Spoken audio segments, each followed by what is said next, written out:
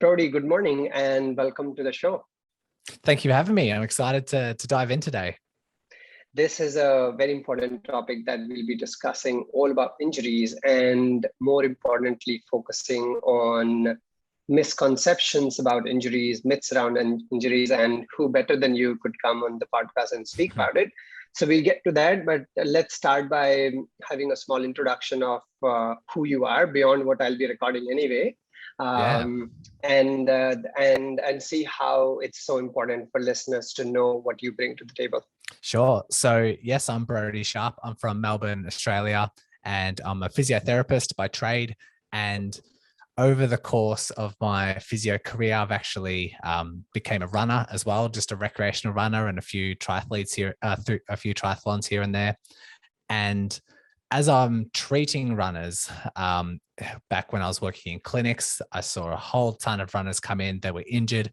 They wanted to get back to pain-free running, but also wanted to reduce their risk of injuries as much as they could, and constantly saw a lot of misconceptions as they were coming in and out of the clinic. They often would read something on Google or on Facebook groups or something, and or read a whole bunch of marketing ploys, and they just came in with kind of a bit not clueless, but just none the wiser of what the evidence actually shows when it comes to running injuries, and what it shows, what's evidence-based to overcome injuries as well. And so there was a kind of a spark that went off in my mind that I really wanted to produce a lot of this content, or just at least get some information out to the running population to help them understand, okay, this is what the evidence doesn't show. This is what the evidence does show. This is how runners get injured. This is how to overcome an injury. And so that's where I started the Run Smarter podcast. So I host that, and I've done so for the last 2 years or so, and just producing a lot of online content. So I'm quite active on Instagram, and the mission is just to bring clarity and bring control back to every runner, because they want clarity around what to do if they want to reduce their risk of injury. But then they want to control the variables. And so they want to, if they are injured, they want to have control of knowing exactly what to do to overcome that injury. And so that's the mission I'm on, and that's where I find myself today. Great, it's a great mission, and we are aligned in many ways here. It's just so amazing to see how misinformation spreads much faster in any area, and running is no different. And that is why today what I wanted to do, Brodie, is take your help in going over a number of myths that we have collected with the help of our listeners, and also using our own common sense and institutional knowledge of speaking and working with runners. We wanted to cover some of those, and the first one, that's one of the most popular one as well, is, does flat foot cause an injury? And also, more importantly, should they be deciding on selecting a shoe on the basis of they having flat foot or not? Yeah, it's a good one to start with, because it is probably one of the most common ones. And I think it's a very common experience for people to have if they're going to, say, whether they're injured or not, if they go into a shoe store and they want a new running shoe and they want to reduce their risk of injuries or increase their performance. Very common experience would be to talk to someone who works there, and they have a look at your foot, they have a look at your foot shape, and then they allocate a whole bunch of shoes based on your foot shape. Maybe they get you walking on one of those Gait scans, so that pressure sensor mat where they can see where you're putting pressure on your foot.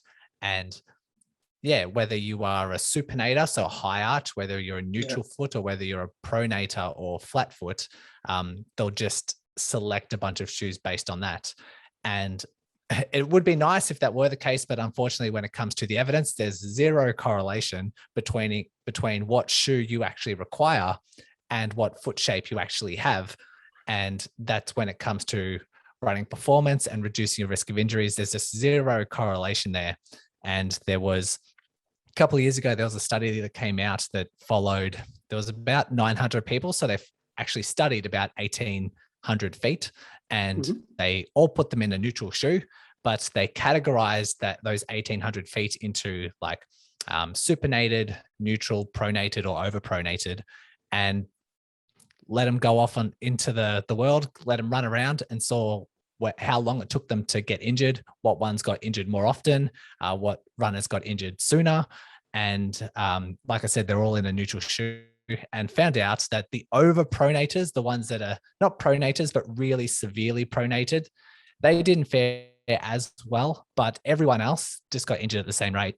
And goes to show, I think in that study, the overpronators, there was probably less than 10. So really severe when it comes to the general population.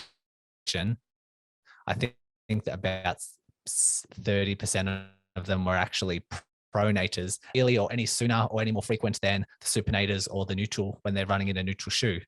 And so raises a lot of questions, because a lot of these misconceptions, they kind of make a lot of sense intuitively. But when we look at the evidence and we look at what's actually happening within the tissues, it just doesn't weigh up. Wow. Common sense, not necessarily science, right? So, and that's the case. That's true here. So let's spend a bit more time here. So you said that the overpronators who are severely overpronating, they are the ones who do not get injured as much, or the others got injured in the similar proportion. Is that what we are saying? Well, if you were to categorize people into supination, neutral, pronated, overpronated, it seems that, like, if you were to look at the nitty gritties within that study, the pronators actually got injured less. Wow. And so it's interesting to think about. It wasn't statistically significant to say that they got injured less, but when you come to the numbers, they got injured slightly less than the neutrals and the supinators.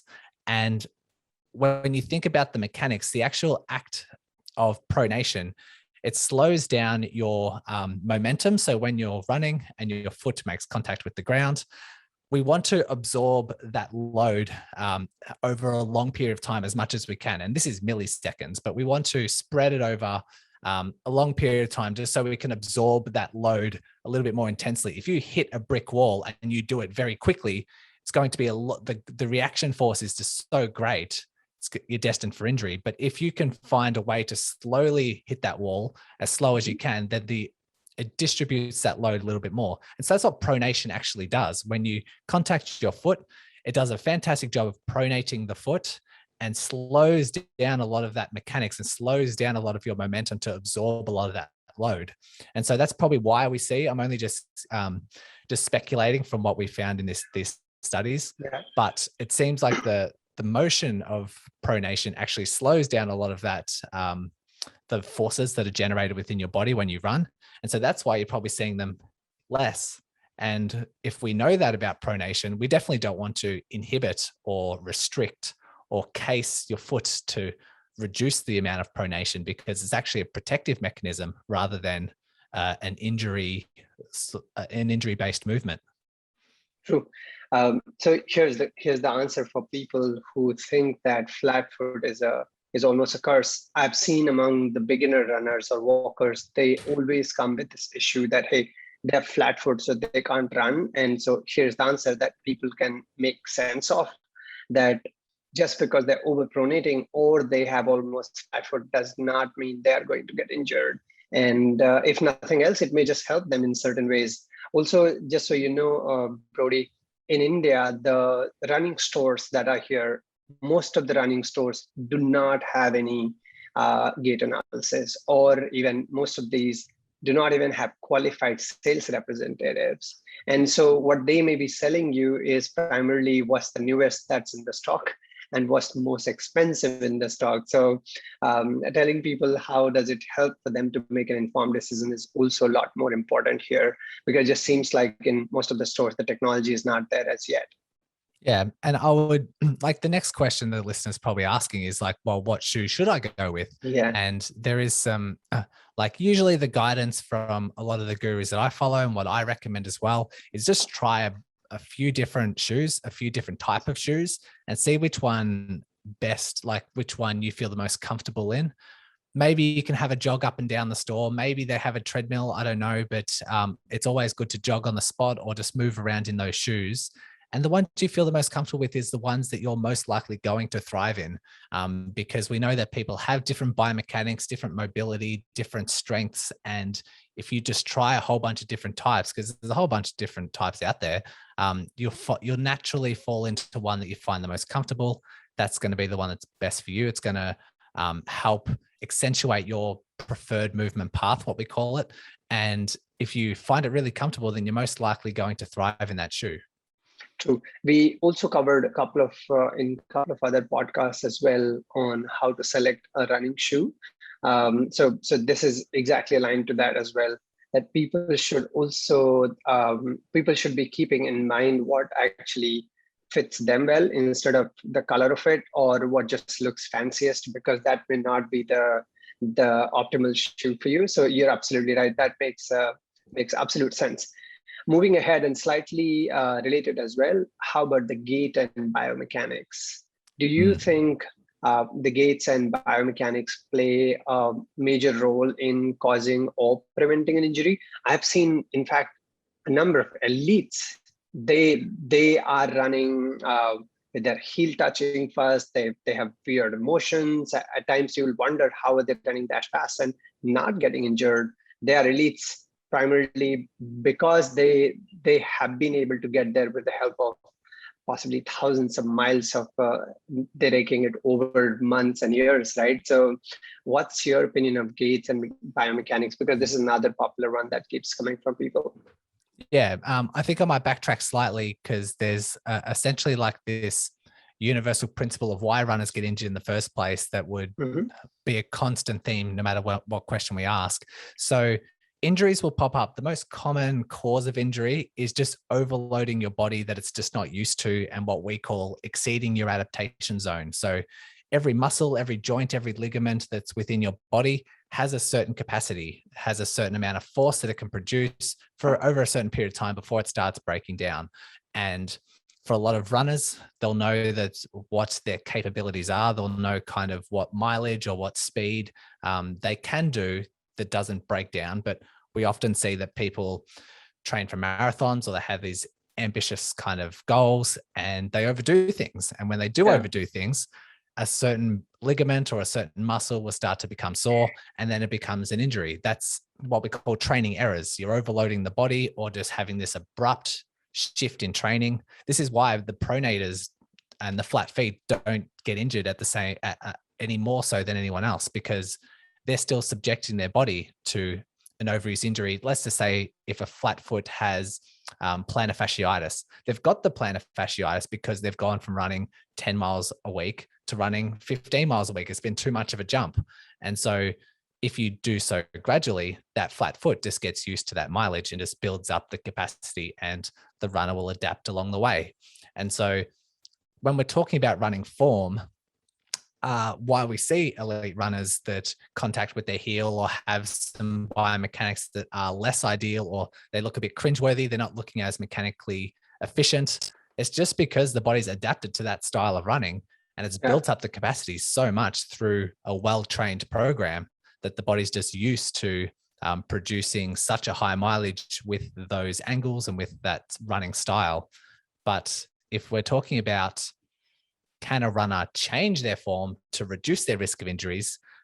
They can, but it's probably not as severe as what you think, because there's two main things that we want to change if it is present within a runner, and that being a really far, what we call an overstride pattern. So if a runner is, when they very first make contact with the ground, if it's really far in front of their body or in front of their center of gravity, that's generating an enormous braking force, an unwanted braking force that we don't want. And so if that's present in a runner, which is quite rare actually, because I assess a lot of runners and it's not very common that someone does have an overstride pattern, but if that is present, that's something we need to change.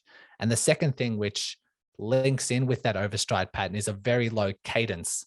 And if someone does have a very low cadence and they're developing a lot of injuries, or they're just feeling like not as efficient, then that's something that we need to increase as well. And so you'll probably ask, what's a good cadence that someone runs at? So the I was going cadence to come to that.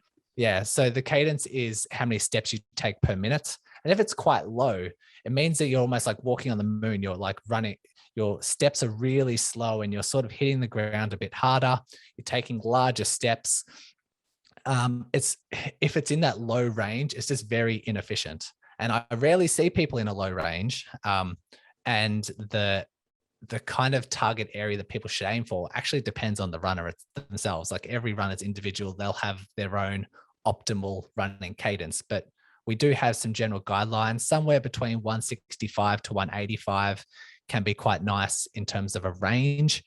If you're quite short and you've got quite shorter legs, you're probably more likely to be around that 180, 185 range. If you're a tall, lanky kind of runner, maybe you're down around the 165, 170, that sort of cadence. There's no right or wrong, but if someone's, say, below one, like in the 150s, which does happen, I do see it, they probably need to increase their cadence a little bit as well. So cadence and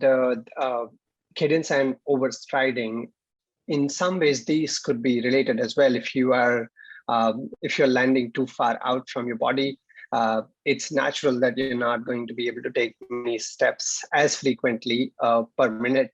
So both may be related, and people should look at that for sure.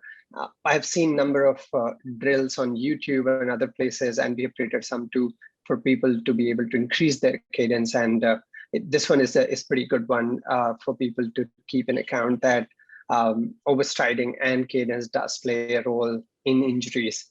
Okay, there was one point where you, right in the start, you talked about overused injuries. And I wanted for people to spend a little more time here and understand that the overuse injury is pretty relative as well.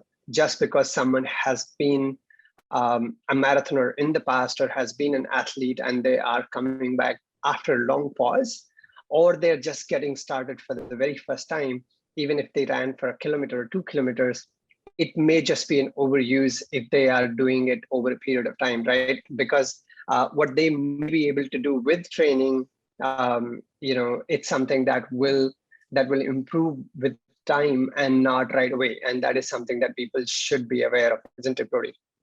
It's just a part of the adaptation process. What you want to do is make sure that you don't overdo your body, you don't overload your body, you just work underneath that, but you find that adaptation zone and work frequently inside that. Might be several times a week, and then gradually over time, the body responds, the body gets stronger, and that adaptation zone starts to slowly increase. And so what we do in our training, if we want to improve, is we start chasing that adaptation zone, because if you just stay running at the same mileage and the same speed week by week by week, your adaptation zone just kind of plateaus out and it just stays exactly the same, which is fine if you just are happy with your running mileage and you just want to get out, have some fresh air, you do it for mental health, and you're just happy not increasing your distances. But if you're preparing for a race and preparing for a marathon, we do need to chase that adaptation zone and continue adapting along the way. Sure. Another popular one, knock knees and their role on causing an injury. In fact, this question came from a number of younger athletes who are specifically preparing for 1 mile race in the Army. They want to go to Army, and so they're preparing for it.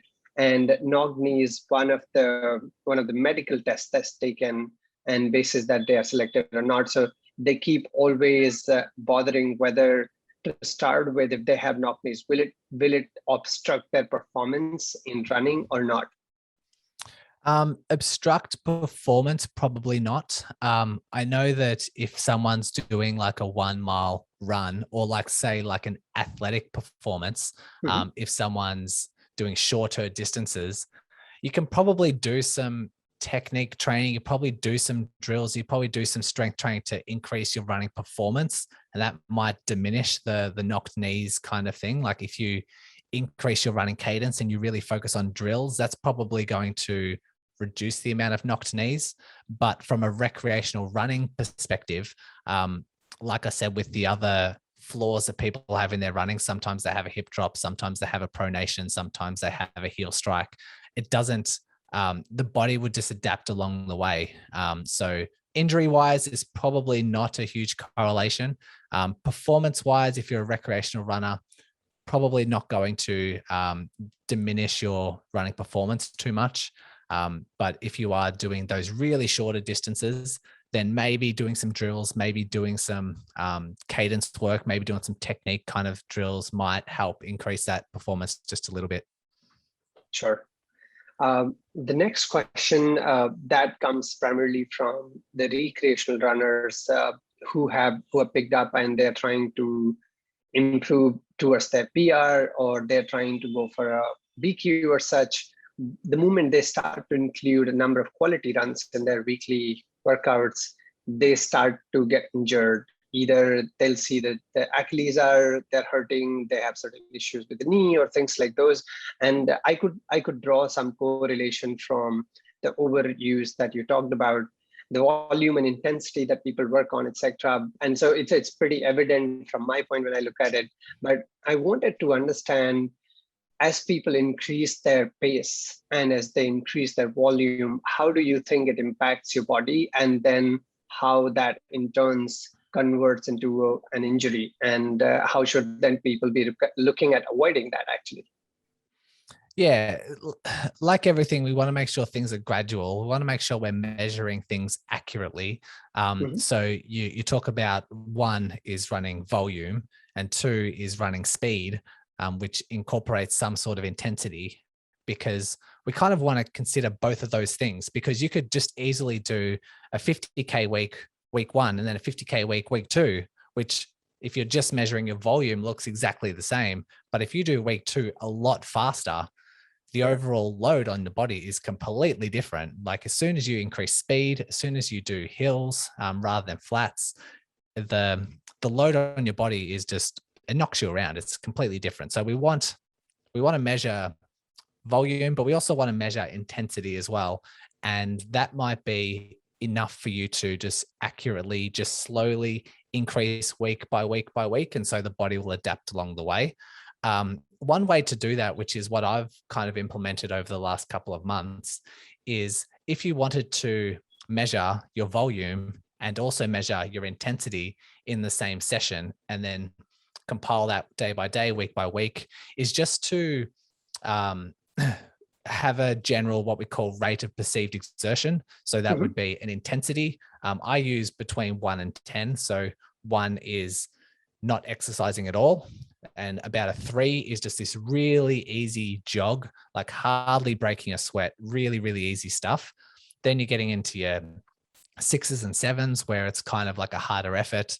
And then your 9s and 10s are just max effort. And so if you do a running workout, and let's just say you go for 30 minutes, you can then multiply the amount of minutes by that intensity. And so if you go for a 30-minute run and the intensity was really easy at like a 3 out of 10, that gives you 90 exercise units. You're multiplying the minutes by the intensity, and then you can accumulate that. You can start to add those together throughout the week. And then you can just have a look week by week to see if those exercise units, if there's a spike in those exercise units or not. And so that's a good way of measuring intensity and volume at the same time and making sure you don't overload the body.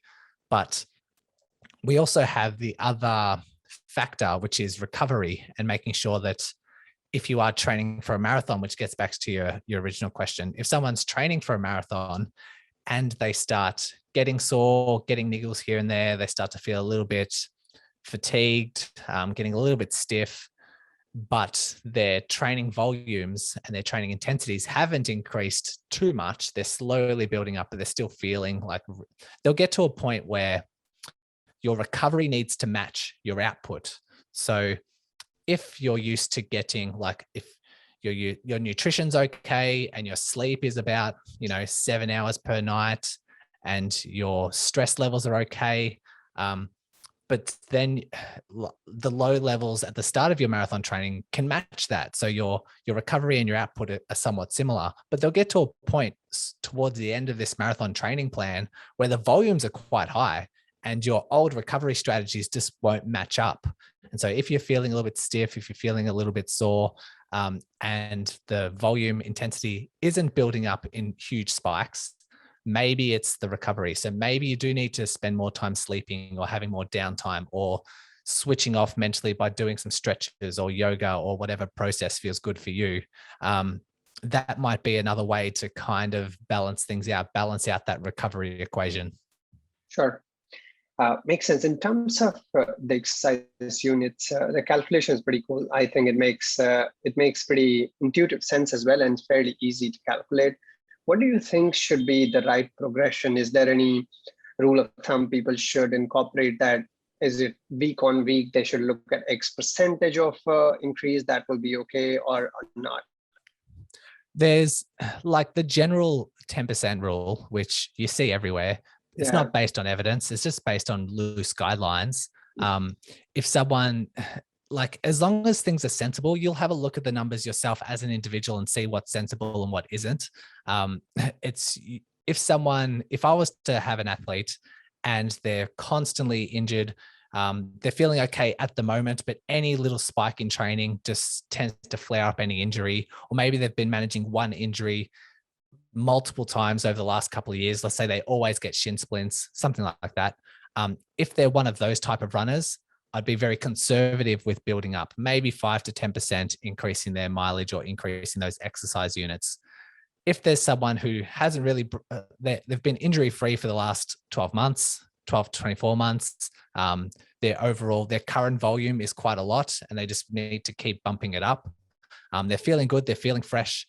Then we could probably risk a little bit more. Maybe we can go to 15%. I wouldn't really push someone beyond 20%. I think that's still a bit too much. But somewhere around those volumes, just depending on the individual, makes sense to me. Okay. And possibly every few weeks, they should look at stabilizing, because they just can't keep going 10% a week, etc. I'm just being cautious for the listeners that they should not hear this and they'll be like, yeah, Brodie said it makes sense.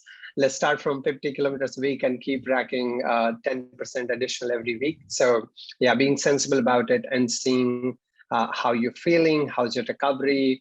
And when you get to the start line next day, how do you feel? And when you've finished, how do you feel through the day? These are some real good indicators, at least I've seen from my experience, that your body starts to give you early indicators that, hey, it's time for you to reduce your mileage. It's time for you to just back off a bit. And these are some of the points that I think that listeners could keep in account as well if they are going to follow this to the T. I would 100% agree with that. And they might also, like, if they're really in tune with their rate of perceived exertion, they might find that if they're used to running, say 30 minutes, they're used to doing, like, say 5K in 25 minutes. If they're not recovering well, some weeks that 5K 25 minutes might feel like a 3 out of 10. But on the days where they're not recovering well, that same speed, that same distance might feel like a 5 or a 6 out of 10. And so they'll have to be like, man, that was a real struggle, and they have to document it. And all of a sudden they're at 120, 130 exercise units when it should only be 90. And so you'll listen to your body and it'll start to show up in the stats as well when you start accumulating these exercise units. And so that might be something that pops up as well. But absolutely, you want to listen to your body. You want to make sure you feel fresh. You want to make sure that you have that zip in your step. Otherwise, these might just be really early signs that you're overloading. Cool. Let's move to strength training. This is something I've seen from your podcast and the content that you have created and a number of other coaches. They talk about strength training being one of the primary ways to not manage, but avoid injuries and keep getting better at running. I wanted to understand, in your opinion, what do you think? How does strength training play its role in avoiding injuries for runners? Yeah, I think if we know anything from this adaptation process and not overloading the body and making sure that we don't exceed like the capacity of a lot of these joints, ligaments, tendons, strength training is just one really great way to stimulate the tendons and stimulate the muscles in ways that running just simply can't. Because running, yes, we generate high forces when we land, and it's fairly endurance based because we run, mostly low intensities, but for a long period of time. That puts a certain strain on the body. If you were to do a squat, which is say 80 kilos, and you were to do that really slowly, and you were to do 3 sets of 6 or 3 sets of 8, that is an extremely different load that's accumulating within the body, and just wakes the sensors up in the joints, and it just shocks the body differently. And so it adapts differently as well. And so I can't fall back on the evidence or the available research with this, but this makes intuitive sense that the body itself will just stimulate different loads, different body, and it just becomes more resilient, to different stimulus. So while we do want to be specific with our training, when you're training for a race and you're getting like 2 or 3 weeks out, you want to be really honed in on your training and adapt to the specificity of your race. You also want to be really resilient to tolerate a whole bunch of different loads. And I think resiliency is a really key step. And if you wanted to improve your performance, there is a ton of evidence to show that lifting heavy weights, once you're adapted to it, so squats, lunges, calf raises, squats, lunges, calf raises, deadlifts, those type of exercises, if you do them heavy and if you do them slow and controlled, you will increase your running performance. That is a given. It's been proven time and time again. When it comes to injury prevention, the evidence just isn't available yet. There hasn't been any evidence that disproves it, but there hasn't been any evidence that actually proves it yet. But from what we know about the different loads it puts on your body and how the tendon adapts to heavy load, responds really well to heavy load. It's just going to make you a more resilient runner.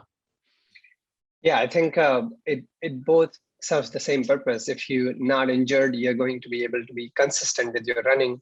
And if you are consistent with your running and you're resilient, you're going to improve performances. That at the end is the same objective that runners are trying to achieve anyway. Now, just spending a little more time on strength training. This is one struggle that runners, they always deal with. That is, how should they schedule their strength training in their daily running schedules? Because if, say, for example, I have 7 hours a week, I want to possibly spend most of that time running. And how should I include this strength training in my schedule, whether it should be before and after quality runs, before or after possibly long runs, or on the week offs? Where do you think it will be more suited? Yeah, obviously it would depend on the runner, depend on what volumes they're currently doing, how much time they have available. If we were to fall back on the evidence and find dosages that help a runner increase their running performance, strength training twice a week, usually around 45 minutes to 60 minutes within that training session, is, if you had the luxury of time, that's what you kind of fall for. And like I said, they can involve a whole bunch of things, but squats, deadlifts, lunges, calf raises, they're usually the usual go-to ones. If you had to run and strength train on the same day, I would usually run first. You don't want to run differently on really fatigued, kind of tired legs from a gym session, because we don't want to run sloppy. We want to have good, efficient form. So you can do your run in the morning. If you had the time to say you run before work, then you can do your strength training after work. That's also a good option for you. But if you can't do twice a week for 45 minutes, you can also break it up into smaller exercise units as well. So you can maybe do, say, 15 minutes of strength training 4 or 5 times a week. Maybe you can just do it after most of your run sessions. But I will say that a lot of people respond differently after a workout. Some get quite sore, some get quite stiff, some not sore at all. Some last for 24 hours, some last for 48 hours. And so you really need to time those sessions based on how you feel, around what sort of run intensities that you have. It might be after a really easy session, after a really easy run, and then the next day might be a rest day, or you might want to do them on the days where you have your really high intense session. So you might combine a lot of speed and a lot of intensity into one day. So your speed run might be on the Wednesday morning. Your strength session might be on the Wednesday night, and then you have the rest day the next day. So it's just like trying to, depending how you feel, depending how you respond, just trying to manipulate your weekly routine to fit all that in. Sure. Okay, last question on the injuries, that is on the stretching bit, because this is something that that a lot of us we ignore. And so I wanted to understand, is it as important as it sounds, or as the literature or anecdotal evidence suggests on a number of occasions, whether stretching helps you reduce injuries, or it is to do with performance, or not at all? Yeah, we'll find a ton of anecdotal evidence to show that running makes people feel better, it almost makes them feel like it's reducing their injuries. But when we come to the science and we do studies and we have a whole bunch of runners, they're the stretch group. Some don't stretch at all. Some stretch a lot, some stretch a little, and then you see how they go. Doesn't improve their performance. This is before a run. Like the stretching doesn't improve their performance. Doesn't reduce their risk of injuries either. Like I said, everyone gets injured at the same rate because it depends on their training errors. Like whether they stretch beforehand or after doesn't change how much load goes through their body when they run. So that's probably why we don't see that discrepancy around stretching and injuries. And we also know that mobile runners, those who have a lot of mobility in their hips and a lot of mobility in their ankles and knees, they get injured at the same rate as stiff runners that don't have a lot of mobility in their hips and through their ankles and knees. And so whether I think it's important or not, I do think that there is a place for stretching.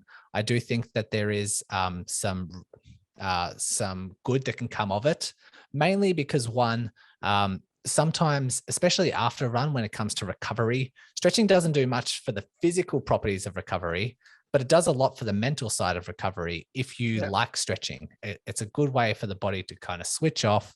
It's a good way for you to unwind. It's good to it feels good to stretch. Well, for most people, it feels good to stretch. Just having that experience is really nice for recovery, but it's the mental component of things, not necessarily the physical properties. A lot of people will say that stretching increases blood flow or just helps heal the tendons or helps like joint mobility for injury reduction. It just doesn't do anything like that. But yeah, what I recommend for runners before a run is you can try a whole bunch of different running stretching routines and just see what feels nice for you. You're not going to really necessarily increase your running performance. You're definitely not going to reduce your risk of injuries, but it just might feel good for you. And even just for me in the last couple of weeks, especially during my speed sessions, I've been focusing on a lot more stretching than I usually do. And I just feel a lot better. My hips feel a little bit more freer. I feel like I've got a little bit more hip extension when I run, just less friction. And so I've put that into my routine, which I normally wouldn't, but I'm not convincing myself of what it's actually doing. It just makes me feel better. And so I just recommend that for runners. Try a whole bunch of different routines and see what feels nice for you. Yeah, for me personally, if I do it before a run, it just makes me feel mentally that I'm ready for the run now. Just allows my body to tell that, hey, now you have stretched, you have warmed up, now you're ready to go and run. And after the run, once you're done with your cool downs and stretches, it just mentally makes you feel that it's complete. So if you're someone like me, then possibly go and do that. But you're right that it may not be the case that if you're looking for a lot of wonderful injury prevention results that are coming out from stretching, and people may need to dig deeper in the training errors, the overuse, the recovery and sleep, etc. That could be far bigger reasons for injuries that may be coming their way. Yeah, I totally agree with that. Cool. Let's move on to the works that you've been doing, and I'm sure our listeners will be pretty interested in it, where they could find you, and what are some of the things you are focusing on in regards to injury prevention, in regards to performance improvements, etc., and how people can get in touch. Yeah, thank you. So usually what I'd like a runner to do when they first find out about me is just listen to the podcast, because I do recommend that people invest in their own knowledge themselves before like trying to add on any kind of like coaching or something, because you need to invest in yourself. And so the Run Smarter podcast is the podcast that I host. If anyone, because there's about 160 episodes now, what I do recommend is people listen to the first 10. That covers the 10 universal principles of any running injury. A lot of those I've already discussed kind of today around adaptation, warming up, that sort of thing.